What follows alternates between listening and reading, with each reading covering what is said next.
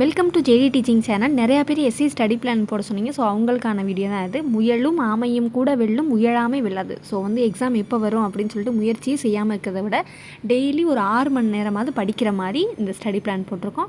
So exam pass பண்ணவங்க என்ன சொல்கிறாங்கன்னா, ரிவிஷன் கண்டிப்பாக முக்கியம். ஸோ அதனால தான் 3 நாள் இல்லைன்னா ஒரு வாரத்துக்கு ஒரு தடவையாக ரிவிஷன் பண்ணுறோம். நம்ம ஸ்டடி பிளான் எப்படி இருக்க போகுதுன்னா, 3 நாளைக்கு ஒரு தடவை ரிவிஷன் பண்ணுற மாதிரி தான் போட்டிருக்கோம்.